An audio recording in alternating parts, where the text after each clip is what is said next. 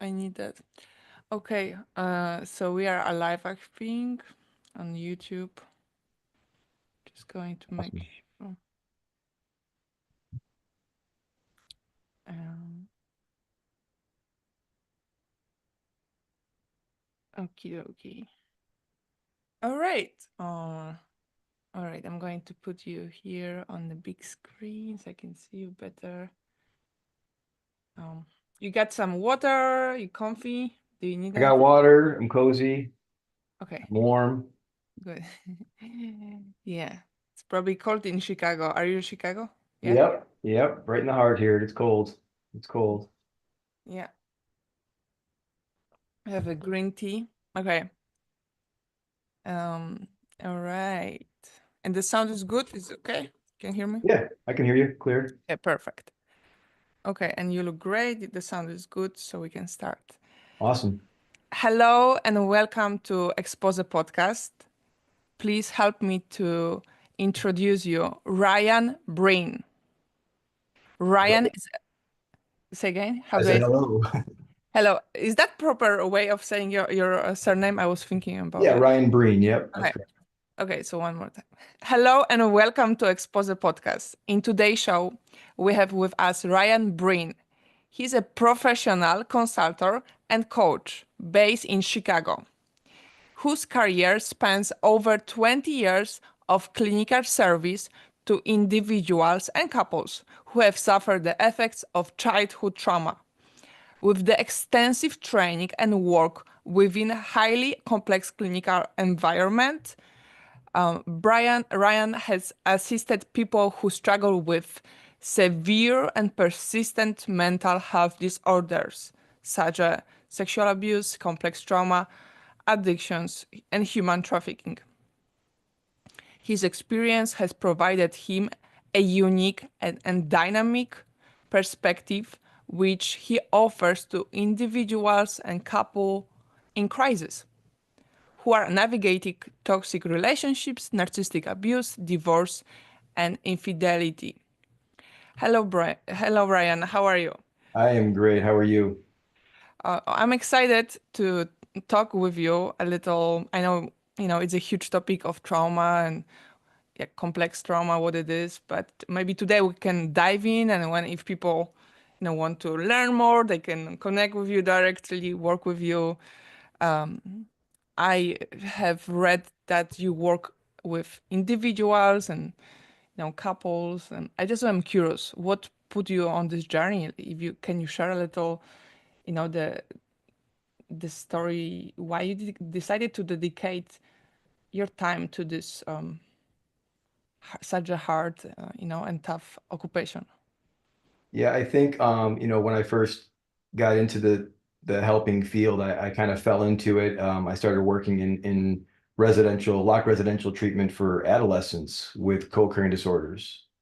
And pretty highly intense environments as you can imagine with kids that are being taken from their home or involved in law enforcement. And uh, I was just kind of submerged in this environment, and we were being I was very well nurtured by some really strong clinicians, and we were just really educated on trauma and being trauma informed and all that stuff. And so I kind of really grasped onto that. And so that experience in that environment, not just the educational piece of it, but the experience of it really um, resonated.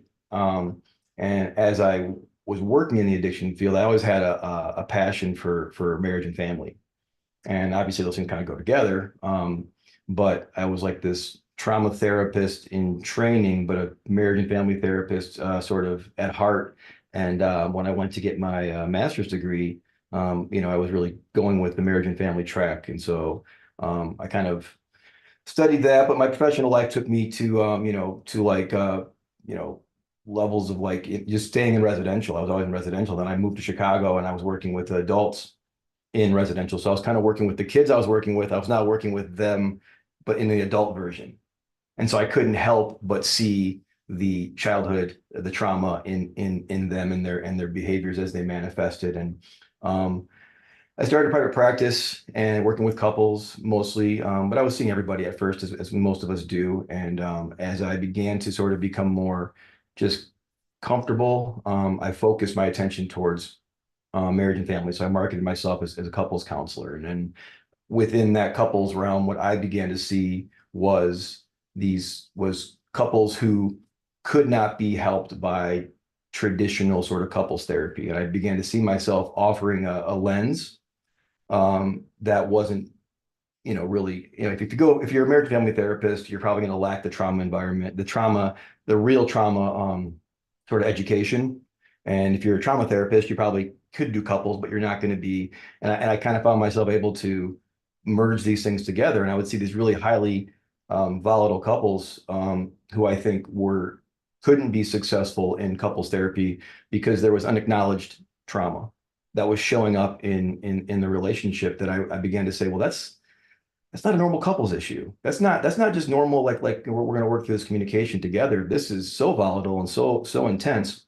And I began to call that out and really begin to discuss, what was happening within that. And we began to acknowledge the trauma, and incorporate that into the conversation. And I saw it as being helpful. Now, it was also necessary sometimes to separate those couples and get them to do individual work, necessary, for sure. But my point is that trauma lens began to inform my couples therapy, and after a while, it just became kind of all I see is more of the high intense couples. I mean, not all of them, but many of them are coming in because they see my profile and they see trauma and they're already thinking about trauma. One partner is going, oh, my I think my spouse has unresolved trauma, and then they reach out and then they find me that way. Um, so yeah, it's just kind of morphed into that. And yeah, I guess that's how I got there. And thank you for being vulnerable and sharing, and such a journey to be Yeah. on. And for those who might be listening to this podcast, who are new to personal, uh, not growth, but more like healing growth, I guess. Um, how would you not just define, but would you give some examples of behavior which can appear in adulthood, which are basically a manifestation of some complex childhood trauma, which we might, minimalize or think it's kind of normal? Um, could you bring it up, like maybe if there are any differences between gender, like how would it be different for somebody who define themselves as a female or male? Yeah. Yeah. I mean, I think my lens is to really watch a couple in interact and watch them in conflict, and then to kind of understand the persistent, because everybody's coming with a persistent sort of chronic cycle of conflict in their relationship. And then I look at the individual reactions to the conflict, because the conflict is always neutral, right? It's not about the conflict, it's about what's the meaning below the surface that's kind of trying to be expressed in the conflict. And so, I'm ignoring content. We have a saying that says, process over content. So I'm looking at the process, and I'm looking at the energy and the dynamic of the relationship. And, as much as couples want me to take sides and negotiate with them, I'll always say to them, I'm not listening the way you think I'm listening. So just keep talking. And as they're talking, you begin to understand the context of their fight, and you begin to see that this behavior is extreme. So when I see trauma, what I see is reactions that are not only, just I'm triggered, but that I'm actually reacting in a way intense manner, which is either shutting completely down for a long period of time or overreacting and becoming abusive. And that's often not hard to point out to somebody. The issue is, can they take that insight and then regulate and then apply that to the context of the relationship? If they can't, we're not going to be able to move forward really very well with just working within the context of the couples therapy, because what you're showing me is that you have things that you don't want to touch, you don't want to go to, that there is some trauma there, and that is not about the relationship. The relationship is bringing out and doing what it's supposed to do. It's triggering you, but your unwillingness to go there and own that personal responsibility for what you're bringing to the table is is when we can identify that this is really trauma, and this is really not gonna it's not gonna work this way that you think it's gonna work. So, and I'll often find myself saying to somebody, what you don't, this isn't a relationship problem. This is a problem manifesting in your relationship. Right. And so we're all coming to a relationship to grow. We attract to grow. And that's natural and normal. And so we're going to attract to the level of woundedness that we're at. And that's just true. That's just a rule. And so I may see my partner as this really horrible, wounded person, but what is keeping me engaging in the same way? I need that person to look at their wounds as well, because that's playing into as well. And so we're really trying to break that toxic cycle, and be able to see ourselves and how we're operating within it. And so my final sort of statement to clients is my job is to extract two individuals, show them how they're operating in the cycle, and then reinsert them and then teach them how to interact appropriately. But again, as trauma demands a voice in a relationship, it can be too much for a relationship to exist, if we're not willing to really own it.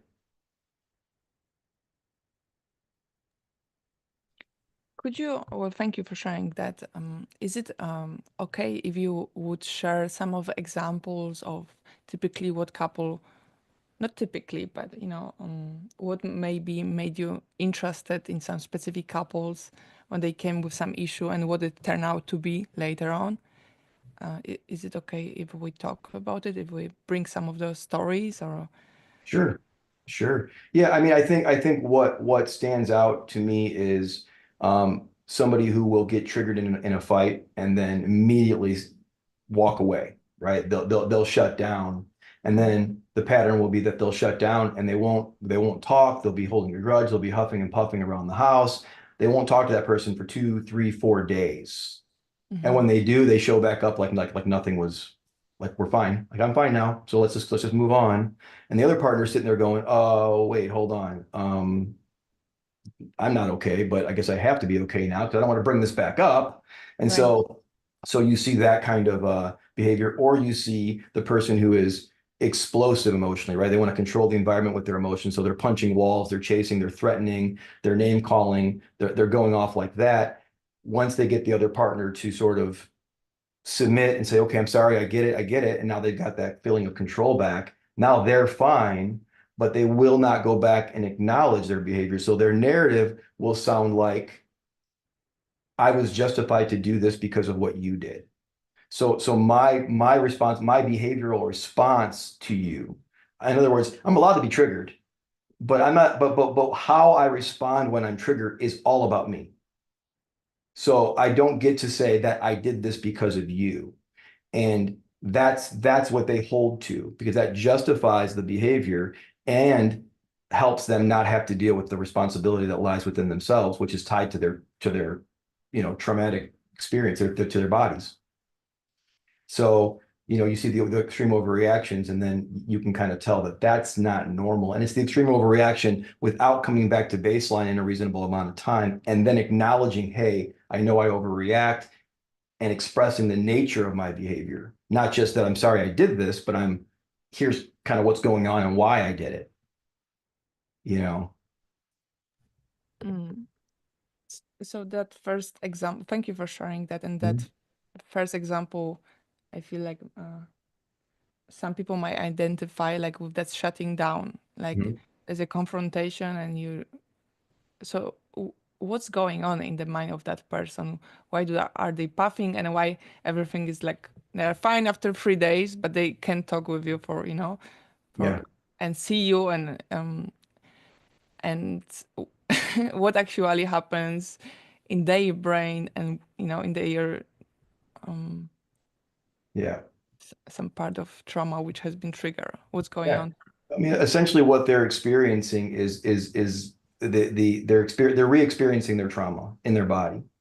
And then that body's having that reaction, so they go limbic. And we know what happens during trauma, right? We have this disconnection. The cortical brain is basically disconnects from the limbic brain.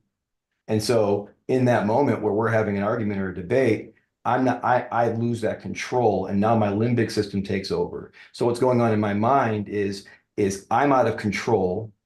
How do I gain control? So I begin to either tell a story that blames you because that makes me feel better, or I just have to get away because I'm completely flooded with this emotional state.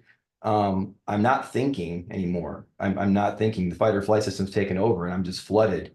And then what takes so long to come back from that is that in that flooded state, I have to now I have to get back down to baseline. And then that takes those 3 or 4 or 5 days. But in that time, you're incorporating collateral damage to the relationship. You're not repairing the relationship. You're not going back and repairing, which is essentially what happened in the trauma when you were a kid, right? It's that it never got repaired. So I'm just reenacting that in my own adult life as an adult.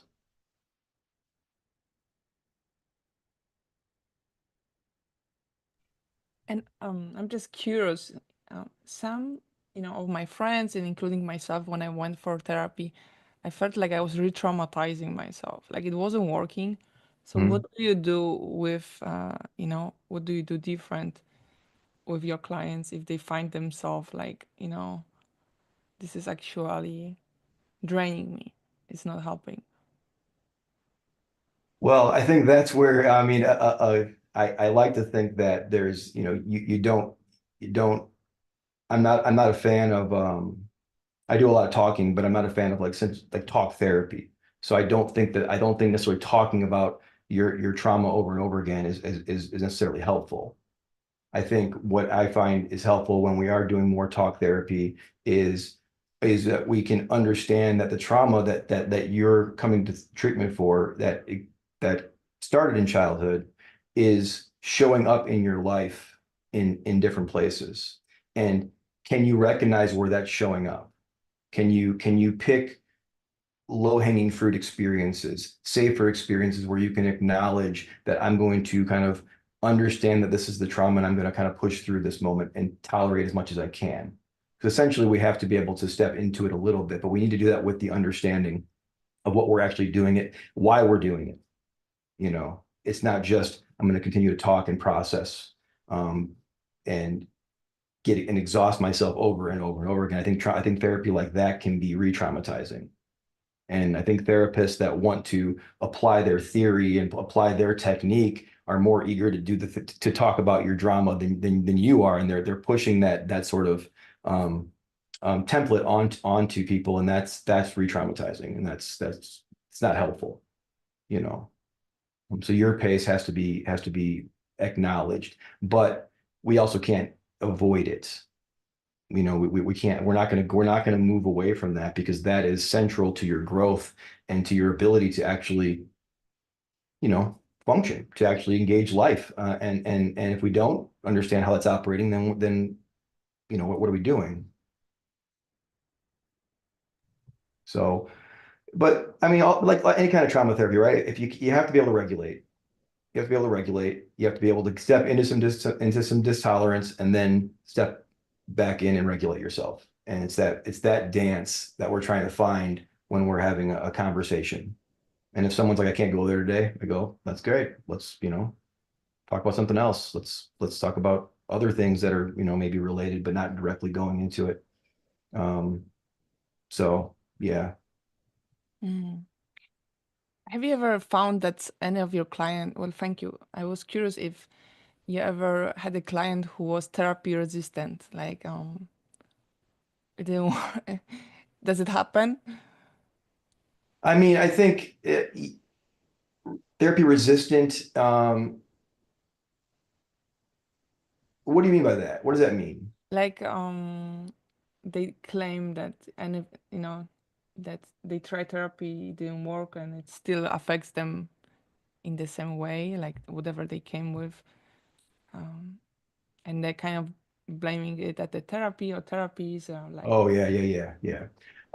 Yeah, I do use a lot of like what I would call indisputable like neuro psych kind of conversation. I do discuss just the operation of the brain and the body and the limbic system and how that's operating. And so I kind of will say to them like I'm going to give you this construct that we're going to we have to fit into because it's not everyone operates this way. This isn't about you and your trauma or anything specific. This is how we all operate on some level. And so let's start with that. Let's disconnect and let's do a little psychoeducation so that this is not something I can really avoid. Um, but then I can be I I find that helpful, but I also know that I'm doing that in the context of a safe relationship. I don't push people like I'm going to just come right at you with like you need to do this, you need to do that. I'm building rapport within 2 minutes. Like we're gonna have a conversation, and you're gonna feel like you're talking to a friend more than you're talking to like this therapist who's going to show up with his notebook and everything else. Like, I mean, I'm gonna show up like this, and we're gonna have a conversation. I'm gonna be interested in you and your life. And so we're building this rapport, we're building a connection, we're building trust. And then from that platform, I can feel that it's okay to push a little bit of information. And then you're able to receive that information, you know, um, more likely. So we can't, when I get objective with the person about the information I'm sharing, they tend to become a little more softer in their ability to see that. Now, when they do go back into their narrative of blaming the other person, blaming the circumstances, when they begin to play the victim, you know, we can always use the relationship framework that everything that you're experiencing, I'll say, why are you experiencing it that way? Because I might not experience it that way. So it can't be matter of fact that this is the appropriate response. This is your response. This is unique to you. This is your DNA. This is your childhood acting out. Let's understand the context of that. And more often than not, people go, aha, like, yeah, I get it. Because they just don't want to think about that. Yeah, that happened in the past. That was childhood. I'm over that. But you're really not, because that's your programming. That's living out. And you've just created a cognitive construct to support that and keep it at bay. And that's not working. It's not working anymore.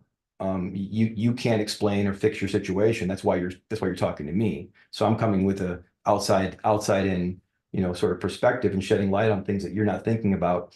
And then, like I said, it becomes the process of continually bringing and incorporating that meaning into the present moment, because the present moment is serving that the healing if you let it, you know.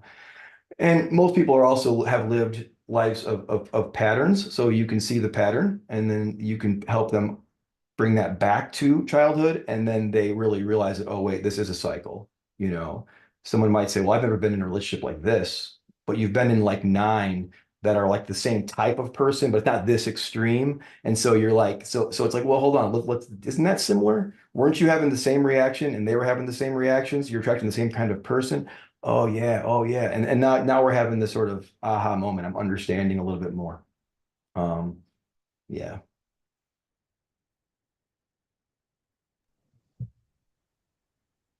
That's interesting. And I thought about something. Oh, okay. Well, it many times it comes like with that feeling of disappointment, you know, uh, like when you go through many like experiences, relationships, work, or just life, and then there's this, you know, uh, constant disappointment, and and it's and then you feel stuck, or like you don't, you try therapy, but it doesn't really move you in any way. Yeah. Yeah. I mean, disappointment is obviously when I hear someone's, disappointment is always tied to an expectation, right? Mm, Like if I have no expectations, I can't yeah. be disappointed, right? So like and naturally we have expectations. So we're going to go into a relationship with somebody and enter in with these expectations, with an idea of how we want things to be and how it can be that way. We create a fantasy. Some of us are to our own demise really good at that. It's not, it ends up, backfiring later on. But we have an expectation, and then that's not being met. Well, then where did that expectation come from? Where did you learn to where did you have the sort of audacity to expect this from this person? And inevitably, again, it's this story we're telling ourselves that lives in our bodies, that was formed unconsciously, for the most part, in that 0 to 2, 0 to 9 age range, all those little phases. And then, you know, that's what's living out. And that's what our thinking and our expectations are living to sort of support. And what we're trying to break down and get through is to create that connection with why you think the way you think is more about what's happening inside of you as much as it has to do with what's actually happening, you know? I mean, we're so rational, and we think that we're thinking about reality in terms of what's happening in front of us. We're not. We're not present most of the time. We're living in that, like, 90% is reactive. We're 90% of us is responding to the triggers based off our programming. And I think part of what self-awareness is, well, that's, I mean, I guess what insight is, which is different than self-awareness. Insight is my ability to really recognize how I'm wired and how that's being acted out. And when I can look at myself, I can then change that wiring and that programming. I can change what I believe. I can change what I expect. Matter of fact, I can begin to put the responsibility on myself, because now I see where I need to grow. And when I recognize my need, what am I avoiding? What's my fear? What's that come from? Is it rejection? Is it, abandonment? What is that fear? Now I can see the challenges that I'm facing in life are there to help me deal with that fear. What could I have never done when I was a 5 or 6, 7, 8-year old child who was at the mercy of the environment? What can the adult version of me do for that child now? It can make decisions that nurture and support that growth. So I can now know that I need to do that. And I need to put myself in situations that foster that growth. And I need to face the fear of that and the anxiety of that and the vulnerability of that to get the affirmation that I am okay, and to grow, you know. How many people, all the gurus and everybody talks about face your fear, face your fear. It's like there's a reason for that, and it's deeper. I guess you don't have to know why you're afraid, but you find that when you face your fear, on the other side of fear is this fulfillment.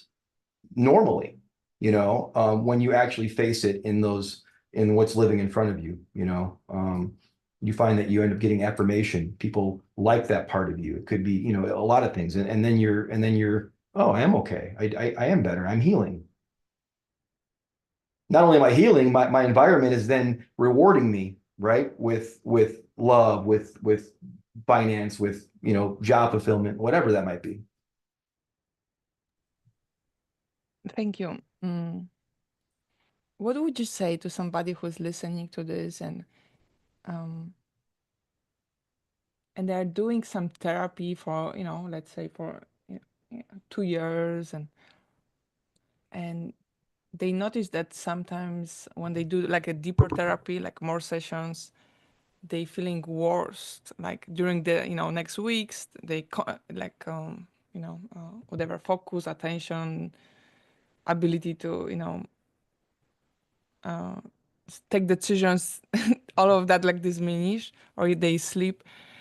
Is it and they're considering like quitting therapy because of like because there's this kind of part of them which can cope with things by repressing Mhm.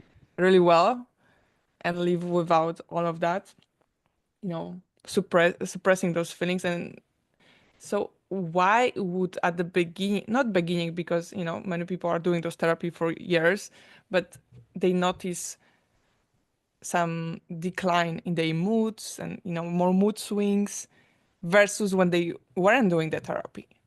Why Yeah, would that start to come up? Like, and yeah. that, I mean, yeah. I would say that, I mean, their therapist should be telling them to expect that, Uh-huh. because as they're healing and as their body's adjusting, they're going to have those experiences, and they're going to be, that might make them want to say, this is too hard, this is too hard. It might mean it's actually working, and that we're actually getting into some healing, and we're adjusting. It's not this linear process, right? It's sort of disruptive. And so you're going to be more active. The brain is doing a lot of things when it's healing, and having dreams and things like that. So your therapist should be helping you, expect that, and then process some of that stuff. And you should have the coping tools to sort of work through that. At the same time, if they're not saying that to the person who's listening to this, I would say you probably need to bring that up to your therapist, but you also need to evaluate, the therapist that you're with. And I hate saying that, because I don't want to give anybody an excuse to run from therapy if that's what they're experiencing. But I do think that there's, when I'm referring somebody to a therapist, I look at profiles online, and I look for people that are trained with experience in and have a special interest in that topic. If you just say you do, 20 kinds of issues and therapy and everything else like that, I don't think, trauma to me is like it's like the brain surgery of like medicine. It's like you don't go to like your primary care doctor when you have like cancer. Like he knows what it is and he might be able to talk about it, but he's not who you go to. It's a specific sort of thing. And I think that people that do or say they do trauma therapy should be trained in it and have demonstrated that they have gone the extra mile in their training. Because you don't learn this in school. You have to have the experience working with it and the training on top of that. And so you are a trauma therapist when you go through that kind of thing because you have that conceptualization. Otherwise, you can be really, I mean, wasting people's time, if not causing more damage, you know? Because a lot of people, they think they need therapy and they're coming in, they're going to keep coming to you and you think you're helping them, but you're not. And that person is experiencing all of this stuff and you don't even know what to say or how to, you know, conceptualize it.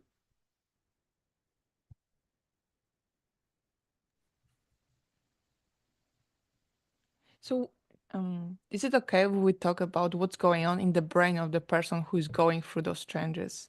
If they're Mhm. processing things and, you know, discovering some, you know, different moods than they thought they would feel after those therapy sessions, maybe less concentration and like what's going on in their brain? Is there like, new, like how does it look like from inside? It's disorder to a certain degree because the brain has been operating in disorder for a long time, and that's the norm.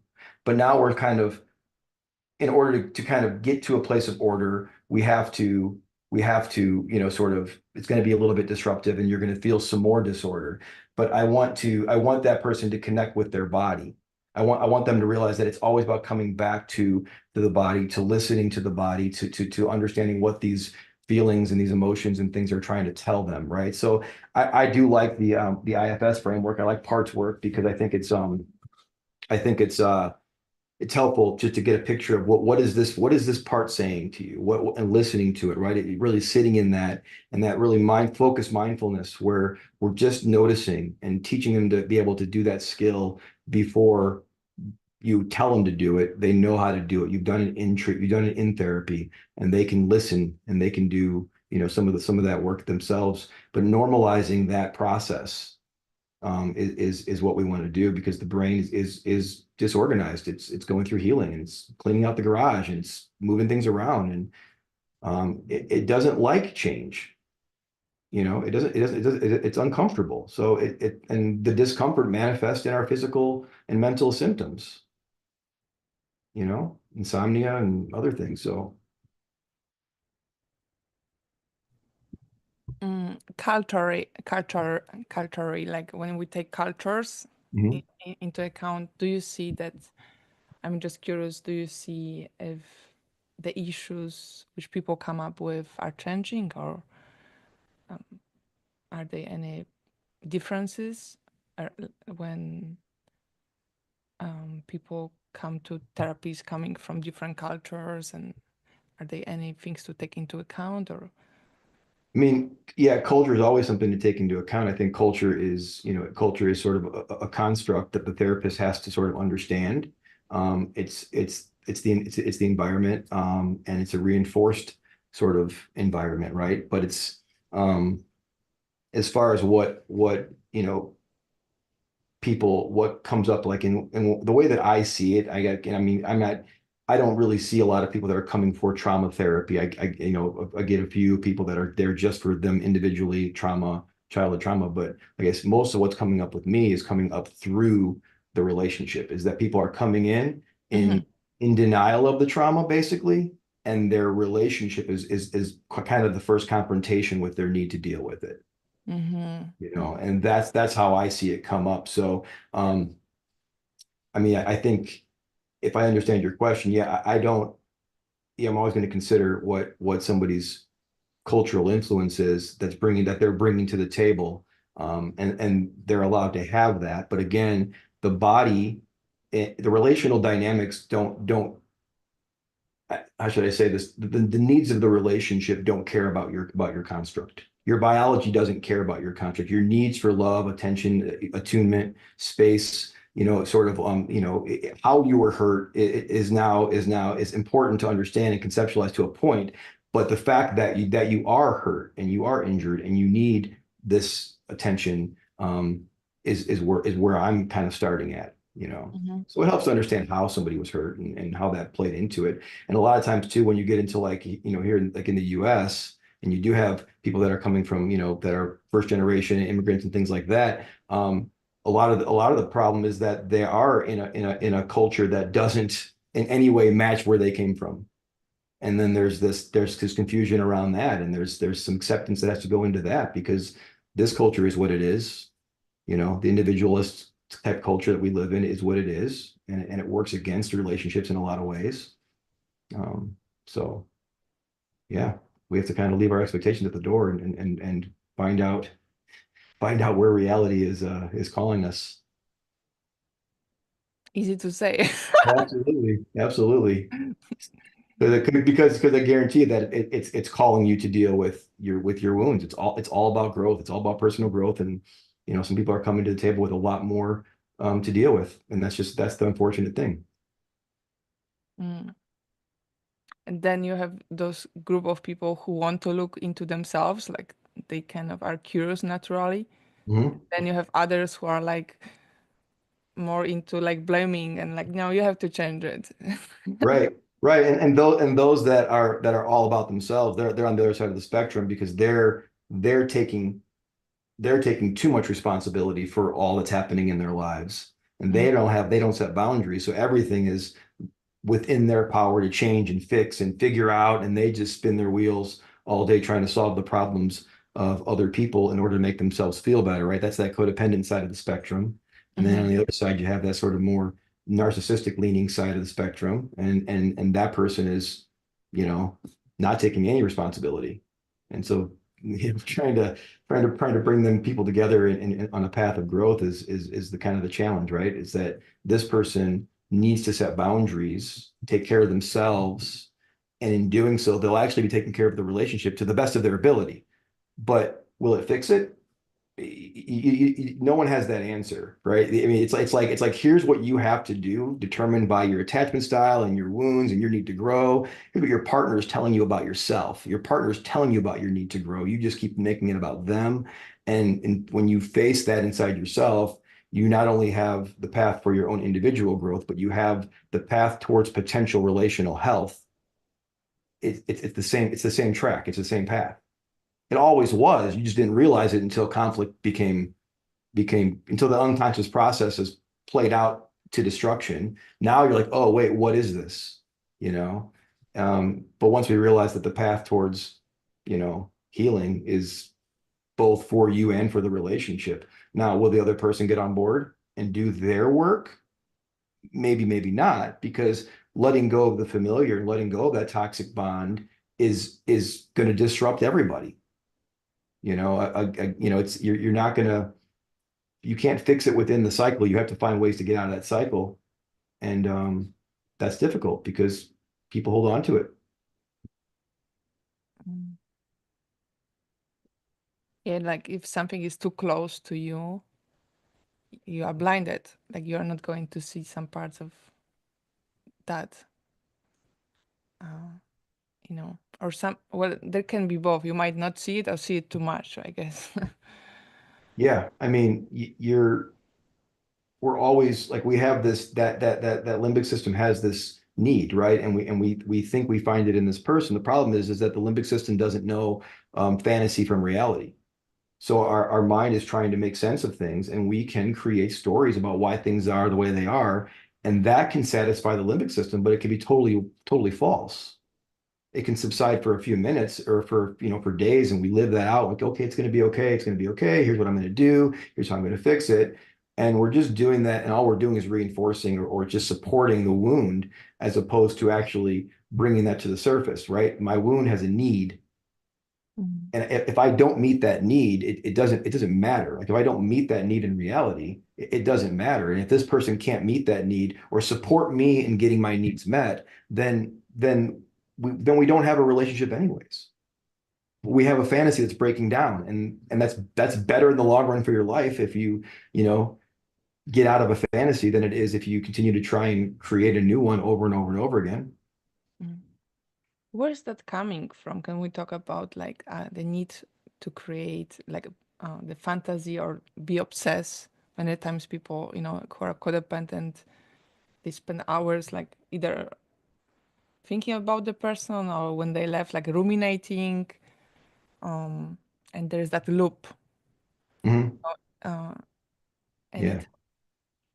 it is it always about that, you know, childhood trauma and unmet needs somewhere, or why we are like reliving all of that through the obsessions and Yeah. fantasy. Yeah. I think that we trauma really is this, it's caused because the situation is unresolved. And one way of looking at it is that when I was a child, I developed this wonderful coping tool of something that was unresolvable. I resolved it by telling a story about it that allowed me to have a level of comfort. Okay, but that story is that's it's a false narrative that I'm carrying through life. And naturally, that wound is not actually being healed. It's just being soothed, right? It's just being bandaged. And so I will live my life and I attract people and experiences that are going to trigger that wound. And I'm going to apply that same story, that same skill set to this situation, tell myself that this is what this is. But it's going to keep falling apart over. And for some people, it's a year. Some people live in marriages where they run out of the ability to tell the story after 20, 30 years. And it's like, no, I'm powerless now. I'm exposed. I'm vulnerable because my ability to make a story up about this situation that keeps happening over and over and over again, it keeps falling apart. And I'm left in this vulnerable state, unresolved. Now I'm vulnerable. Now I'm exposed. Now I'm able to actually confront that. Um, but it's the cognitive brain, unhinged serves the limbic system. It is it's but it's also open to new information. Whereas the limbic system really is just looking for reinforcement, which is why we will ignore red flags and just pick the evidence in the environment that supports our story. You know what I mean? Because that's comfort, and we want to maintain that comfort, but that's actually destructive. And just to make sure for someone who doesn't know what's limbic system, could you Mhm. like just simply identify that? Yeah, I mean, the limbic system it's got that fight or flight system in it. It's got your relational attachment system in it. It's about experience and senses and feeling, and it's that thing that gets activated in you versus this cortex versus your top brain here, which is where sort of verbally process. It's where you make decisions. It's the rational part of your brain. It's a tool, but your real beliefs live deep. They live deep in your body, and the idea is we want to become congruent. We want those parts working together. We want the brain working together, but when we get dysregulated, it's always a sign that there's some wound in us that needs to be healed. It's always that. I mean, it's always about us. Now, I might be triggered, and it's not that big. It might not be this big trauma. It can just be my wounds from childhood. We all have them. Nobody leaves childhood unscathed. Nobody had a perfect childhood. And so we all come out with these insecurities, these fears, all these words that we use interchangeably are really vulnerable parts of us that haven't ever been able to be validated in our experience. And when they're called to the table by the trigger in our environment, we want to shut them down as quick as possible because when we were kids, those parts got shamed or abused or wounded or taken advantage of. And so we learned in that sensory experience to just keep that part of us down. And the brain, like I said, the cognitive brain, the rational brain, has a great story as to why this is not something that we should be dealing with because the pain of that childhood trauma was overwhelming to a child's brain, which can't protect itself.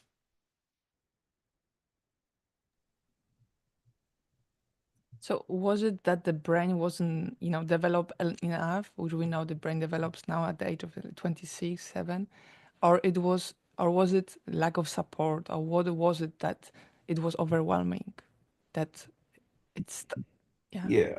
Yeah. I mean, I think, well, again, overwhelming without repair is really the issue, right? Because if you have a family where you have a baseline of love and trust, and that's the baseline. Of course, there's going to be fights and conflicts and things you don't understand, and parents can have their own issues, and those can cause, wounds. But essentially, you have this baseline of trust that I'm safe. And when I have a childhood where there really is no safety, where I'm not only am I living in disrepair, but even when no matter what I do, I'm constantly on alert. I'm constantly, sort of vigilant or shut down. I just learned to shut everything off. That that brain, when you're born, I guess a better way of putting it, when you're born, that limbic system, that relational brain is already on tact. It needs relationship to survive. We need that. That's human, we need that to survive. Um, the cognitive brain though is developing at a really really rapid pace, but it's developing in an environment that's why the family of origin is so important. I don't know anybody that I talk to who's coming in with these issues, relational issues in their life, who we can't trace it back down to like 0 to 9, because during that time, there really is no you. You are at the mercy of the environment and the stressors of that environment and the perspectives of your parents and whatever they provide for you. You're a wide open sort of, you're vulnerable. You're completely vulnerable. And then as the cognitive brain begins to sort of crystallize a little bit, right? We start getting these neural processes that are getting our wiring, right? It becomes wired in us, but that wiring happens around the wounds, and then it supports the wounds because that's what's normal to it. And then we live out that normal. We live it out and we look for it because it's familiar. But what we don't realize is we're looking for it not because something wrong with us. We're looking for it in order to heal it. So we attract things that are going to trigger us. And that's to be understood as a matter of fact. And then we can go from there to understand the trigger, understand the meaning of the trigger, and then we can apply intervention to the environment because we now understand the meaning of it, if that makes sense. Why would our mind, brain, like, or subconscious, however you call it, believe that it can heal by going through the same cycle, which end up in knows the brain it was, it was pain and suffering. So why would it believe that this time is going to be different?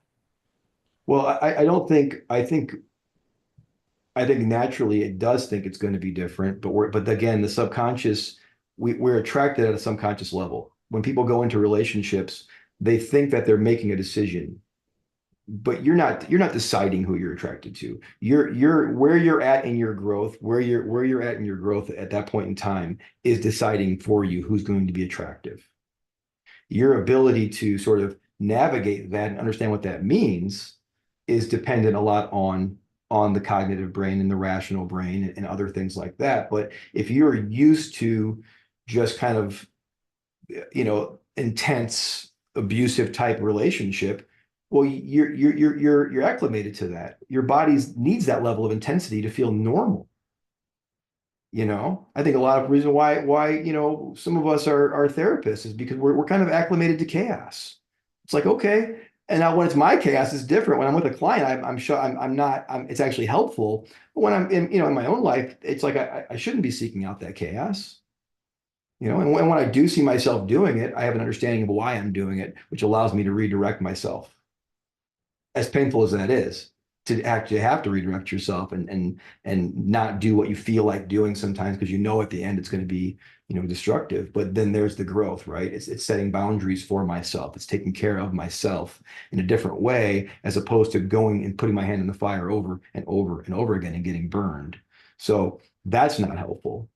But we don't think that our bodies are bringing us to the point of confrontation with the same type of trauma or the same type of experience. We don't think that it's doing that we don't think that it's doing that at all. We just fall into a situation, but it's doing that in order for us to be triggered and then re-experience that trigger in a different way, but with an adult brain that can actually choose, that can make different decisions. And my inability to make decisions might just be showing me the level of trauma, which means that I need to get into some of that space. I need to learn to regulate so that way I can put myself into, I can confront the world and stand up a little stronger, stand up for myself a little better, you know?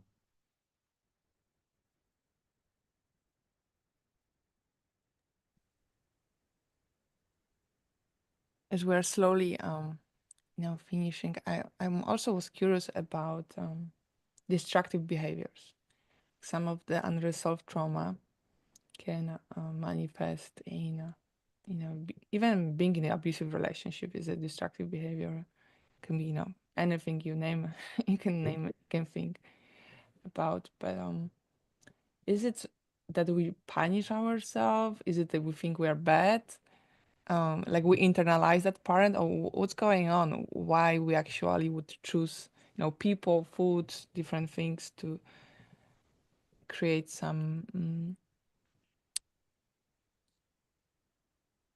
negative reinforce relationship with ourselves, or like, I think that we learned from our parents. Our parents essentially are God in that time. Like they're defining us, and their words and how they value us and love us is going to sort of set our expectations, right? And then but there's something that tells us that's wrong. And that's out here in our that's rationally we know it's wrong, but there's something inside of us that says no, this is exactly how it is. And so the battle really is between it's me and my own battle. It's not me against the other person. It's me and my own battle. Now, there's obviously levels of this, right? Because there are people, and again, most of my clients that I'm talking to who are dealing with like narcissistic partners or on that level, walking out of an abusive relationship where you live with somebody with kids can be a dangerous situation. It's how we navigate that scenario is individualized, right? So there's not like we have to kind of get into the nuances of those gray areas, but it doesn't make the necessity of getting out of it at all costs any less necessary, right? You're never going to be able to justify continuing to be with somebody who's going to continue to abuse you, although you'll try. And so we have to kind of wrestle with that. But I think that we that the pull our trauma pulls us into these situations so powerfully that we just can't it once it overtakes us, we're already in it, we're already off that slippery slope.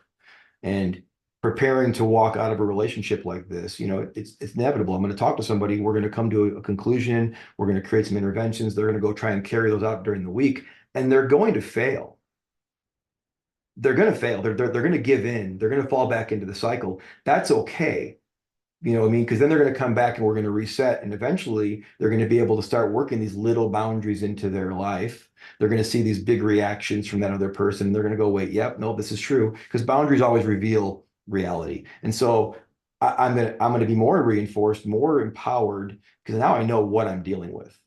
And so I'll just refuse I'll stop putting my hand in the fire because I now know that it's what I'm doing. And I'm doing it to myself to a certain degree. And I have to understand that I do have some power, even if it's emotionally to disconnect.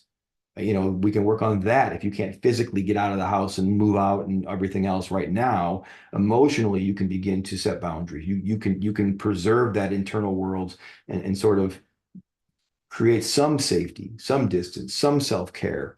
But those situations are all delicate and individual.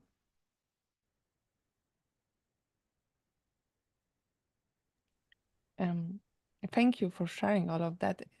Is it? I know it's a process of healing. Is a process, and you get to do it with a therapist, somebody who is qualified and trauma trained, if possible. But is there any particular steps or any, I don't know, advice would you give to someone who's trying to regulate their feelings? And is there any homework you give to your clients, like do this to regulate your feelings, or could you share that secret sauce recipe? Yeah, I try with clients. I think first of all, well, the first and foremost, the thing is, I think that the reason why we need therapy sometimes is because we don't have that safe relationship. So regulation is largely a relational thing in itself, right? Like self-regulation, coping, you need to be able to cope, but coping skills aren't you don't thrive off coping skills. Those are supplemental. What we need co-regulation. We need someone who I can connect with, who's safe, who gives me perspective, but also supports and empathizes and gives me that relational experience that provides empathy, right? I'm fully heard, I'm validated, I'm empathized. Doesn't mean I'm right. It just means that I'm being empathized with and my experience is being, sort of validated for the first time. That creates safety, that creates trust. When I have that relationship, it provides me so much strength in encountering the less safe places of my life. So I do have that relationship. So I would say, find that safe relationship. Find a quality therapist, find a pastor, find somebody who you can talk to regularly, and begin to foster that relationship so you can see yourself in that space. Then, as far as when you're on your own, well, I'm always asking people what they're interested in, what they like to do, because everybody in this culture now, they all know that they know more breathing skills than I know. So I'm like, what do you like to do? What do you fancy? What are some things you can do for yourself? 15 minutes a day, reading, meditation. I do like to have people, if you're spiritual, faith-based, you have to also spend time in growth for yourself, right? So you might just be reading and getting new information. It might be like a podcast, or it might be YouTube videos that are specific to something, so they can listen and process information that comes from the outside, and normalizes their experience, so they can begin to feel better. Um, and of course, obviously, the breathing skills and grounding and things like that are important. I do brain spotting. So, when I'm working specifically with somebody individually, and a lot of times they'll take what they're learning in the brain spotting session and use that in their own throughout the week, and do some processing on their own, just noticing and being mindful attention to that feeling, and just being in that space where I'm observing the feeling, not being overwhelmed by it. If I can keep doing that, there's a lot of strength in the brain is exercising itself to disconnect, so I stop being so overwhelmed. So I can engage with less limbic activity, just by practicing that for, a little bit every day. So that's the kind of thing I'll do.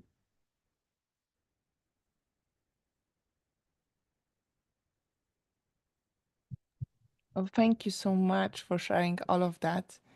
Um, Absolutely. it sounds like we can heal. Like, do you think actually that, you know, if you took a picture with the functional MRI before the therapy and after, that some of your clients actually totally healed? Do you think it's possible through the therapy and consistency? Yeah. Yeah. I think that, I don't. Yes, I mean, healing is definitely possible. I think the path to growth is a healing process. It's a continual process. And the thing is it's hard. It's really hard. So to expect it to be this sort of like, okay, if I do this, then I do this, then I should feel this way. It's really this hard process, but really it's what it comes down to choose. It's kind of like in life, we're gonna experience pain, but we're either gonna experience the suffering with purpose and meaning, or we're gonna experience it, you know, just over and over and over again. And growth tends to be the a path that when I'm on it and I know why I'm going through it and I know why I'm dealing with it, and I'm supported through that, there's peace in that, there's comfort in that, in knowing that I'm heading in the right direction, and we can know that, and we can become more comfortable with that, and we can embrace that more. The thing is it's not just all suffering though, because in that process, like I said, we're getting reinforcements of positive experiences. Things change. We see things differently. We're not just seeing the world from where we're at right now. We're kind of walking up a mountain, right? And it's uphill and it's hard. But as I get up that mountain, the higher I get, the more my perspective changes. So you don't know how you'll feel or how you'll see the world or what you'll notice or what opportunity you'll see 6 months from now, 9 months from now, 5 years from now, until you get on that path. But if you stay down there where you're at and at the sort of the bottom of the hill and you keep trying to figure that out, that's you know what that produces. You've been there for how many years of your life. It's like let's move in this direction. It's scary, it's dark, but you don't do it alone, of course. Like I said, it's relational to process, all relational, everything. Just lastly, if I can ask one more question, because we live in this, age when, especially the new generation, or like I can see at least a lot of videos about that, like kind of being single and just, figuring it out, like learning, healing. So could we talk about how, I mean, it's not that anything is b better or worse, but um, it sounds like sometimes people avoid to get into relationship because of all the disappointment and pain it was before. So they stay single because they are like, well, at least I don't, in case of this doesn't work, at least I'm, the status quo. Yeah, Versus people try to take a risk and they're in relationship, new things come up. yeah, and and it feels like, okay, it's never ending. But is it for somebody, who've been through some toxic relationship and they consider, should I start dating? Uh, and okay, I might take a risk, and if there is a disappointment, I know how to regulate my feelings. I know I will handle it. I actually prefer that more than holding back my need to connect hmm and maybe work on myself and, do therapy. But from the perspective of like growth, which of the situation would be somebody who is stretching more, like, if that makes sense, like who is actually. yeah. I mean, I think I would say that first of all, if you're questioning that, you probably shouldn't date. If you're in that space in the first place, you shouldn't. But not that you shouldn't because it's the right decision. You shouldn't because what you should do is you should understand that it makes sense why you would be afraid to go into that environment, to jump into relationships. But what that would tell me is that we need to do some work to understand the cycles of your past relationships that have led you to this sort of just stagnant place where you're just not going to consider it. Because if you understand your tendencies, if you understand your attachment style, how that operates, how that filters your perspective, if you understand that, then yes, now start tiptoeing into the water of relationships. But you've got to tiptoe with that insight because you will see it pop up and you will end up into the deep waters in a bad relationship again if you don't use that experience to begin the process of healing. So for some people, a lot of people want to jump right into dating and they want to get right back into it and they're into this and they fall into the same relationship because they haven't done the healing.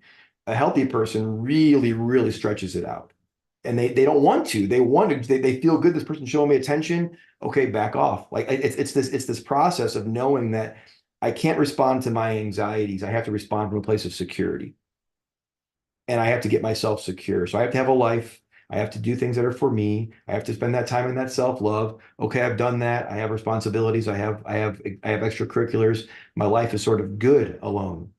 Now I have a foundation. Now I can tiptoe into these experiences with potential partners, but I'm tiptoeing into it looking at myself and how I'm responding to that person, how I'm reacting, and I know what I'm dealing with, so I can adjust myself to that relationship accordingly and keep myself safe and keep myself from getting sort of cast out to sea. Um, but I also don't want to just sit there and not test those waters. But again, testing it with the insight is what I would advise. What do I need to heal? Yeah, that's a good note. That kind of balance between both of them, um and being on your own, and just, yeah, like you said, having that space for yourself, which, that's the opposite of codependency, because when you're in codependent relationship, there is no place for me. Right. So it feels uncomfortable. Many people who I interviewed for my documentary series, they were like, oh, I was crying when I was eating alone. you know Yeah. I was like, just being alone in the house made me like, so I would be crying all the time. And I don't know why I was so sad. Nothing was happening, but it feels first overwhelming when you're doing those things by yourself, like little things, like, taking a drive, going somewhere to restaurant or cinema alone. It feels like, oh my God. Yeah, and you have to practice being alone and practice that. But again, you also have to go out and make those social connections with people and experiences and activities and stretch yourself socially. But again, being very careful about the intimate partner relationship stuff until you do feel a little more secure. Like I am okay being alone, but I want to be with somebody. I don't want to just be lonely. That's a real thing and it's a real need. So we're not going to deny that need, but we have to deny that need when we're not in touch with our security system. If we're not in touch with our security system, then and really kind of having a grasp on that in our own world, then we have to be careful because we will fall into a toxic relationship again, or an insecure attachment or whatever, and that will produce problems. And you don't need to have those problems. You can be patient and heal and become more secure, and then approach relationships with your eyes open.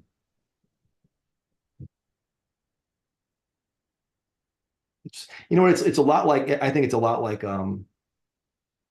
drug addiction or alcohol addiction. It's really the same thing, actually. It's pretty much the same thing in the brain, right? So we have this person who can go out and drink one or two drinks and then they go home and they're fine. And then there's the person who, if they go have three drinks, they're going to have 10 and then they're going to drink the next day. And you have the alcoholic type. And a lot of times, in order to understand your relationship to alcohol, whether you can have a drink again or whether you are, just hands off, I'm not going to drink again kind of person, you have to get completely out of it first, detox, learn, process, get secure. Now I can approach that bar and I can have a drink and I can see how that made me feel. And then I go home and I'm fine. But most people that are in that wounded space who haven't done the healing, they are like the addict who goes right back to that dosage, right? The guy who's been sober for 20 years and the first thing he does is, drinks a fifth of vodka. It's like, he went right back to that level because he didn't really do the healing and the security. And I'm using that metaphorically, obviously, but people do that with relationships. They run right back to it, and they think they were healed. They think they feel fine. They're not. Now they're attached, and now they're back. How do I get out of this, or how do I fix this? And then they're just recreating the cycle. And sometimes makes me feel it's like just that trauma bond since childhood, just different person, but Hmm. it's just never broke. It just Right, shifts from one to another person. right. I That's know. exactly what people do, and that's sad. It's unfortunate because I think what happens too is that over time, you do find people that are like, a lot of my population is like, 35, 50s, and they've lived life, they've been married once, twice, maybe, but they've had this series of relationships, and it seems to get worse. Mhm. It's as if something was telling them to pay attention, and they weren't, because they didn't, because of their own issues, but they weren't paying attention, and it needed to get that loud almost to make them wake up to their need to grow, because for so many years they were putting it into these experiences in other people, and they weren't taking that sort of personal responsibility.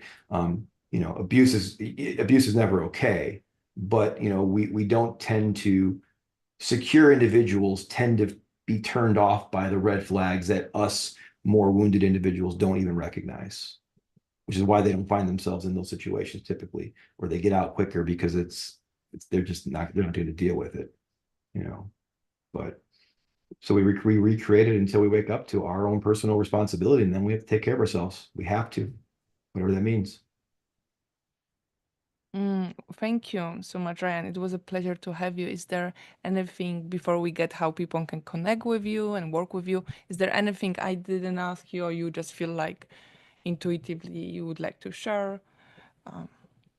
Um, no, no, I mean, that was good. I mean, that was good. It was organic, so I appreciate that. And we just, chatted away. So I have nothing pressing. Yeah, went with the flow instead of all the Yeah. questions, but I enjoyed it. And I Thank hope you. our audience too. For those who would like to process more of their, not their, I don't like to say your trauma, but just some generally trauma, because Mhm. you don't own it. I feel like, yeah, but like for those who would like to work on some previous traumatic events, how can they work with you? What are the ways? I mean, people can reach out, email, Instagram. I'm more on Instagram than I think other social media. Um, it's I should know. Yeah, it's Ryan Breen LCPC is my tag on Instagram.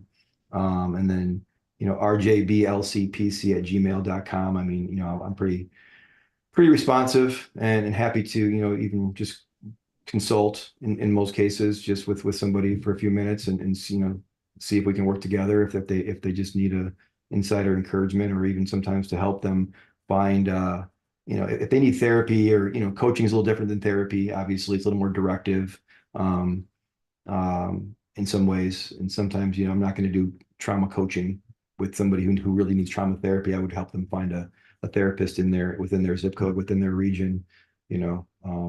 So that's I'm happy to help. That's what I'm here for. Thank you, Ryan. That was awesome to have you. And like summarizing, I after this conversation, I feel like um, there is not really too many like typical issues between a couple, but most of the time it is something deeper. And Always, it's always okay. Okay. So always. I wanted to say always, but I don't like to say always and never. So Yeah, I was like little, yeah, hesitating. always. Yeah, it's just a matter of our ability to bring that meaning to the table, and how it comes across. Yeah.